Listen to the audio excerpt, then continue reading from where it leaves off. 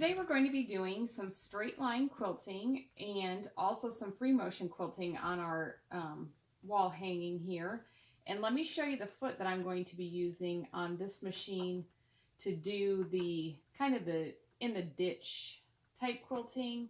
I have decided to do just a few areas to hold it in place, but this foot has a guide right down the center of it, if you can see that, and so I can put this right in the ditch that I'm sewing, and then my stitches are going to follow right along. So it just helps it kind of guide my stitching right where I want it to go.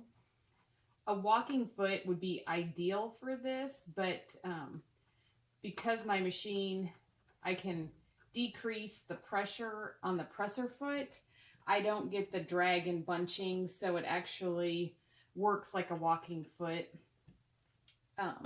And so that's what I'm going to be using to do some straight line quilting. So for that, I guess it's more ditch quilting. I'm going to go around all of the edges here, all the way around, and also on the center part and around the shamrock. And that just kind of holds it in place when I go ahead and do the free motion quilting on the other areas, and also kind of like pops those areas a little bit more too. So, all right, let's get started. And so I'm just going to position this where it is in a seam. I'm going to pull up the bobbin thread and get it right where it can start good. Okay, and we're just going to stitch.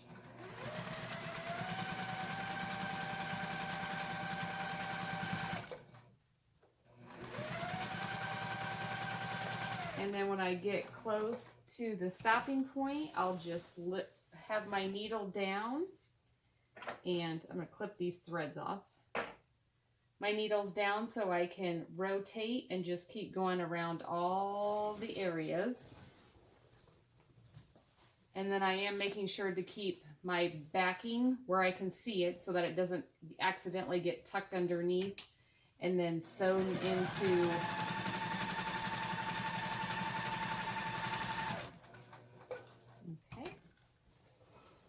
So there's a lot of stops and starts, but that's okay because it is really going to help hold everything down.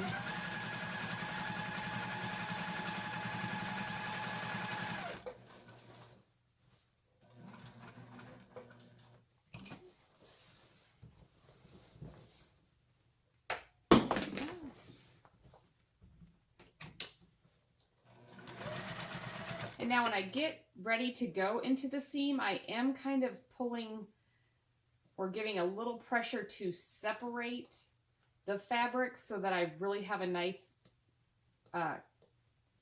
clear, concise edge here that I'm following with that little blade on the foot. And then my stitches kind of go between there, and when I let up, it just kind of hides all the little stitches, so you really don't see it. And I'm really not concerned if my stitches hop over to the green, that's okay. Because in the end, you won't really notice those kinds of things. You're just going to see the overall quilting and the beautiful quilt. So.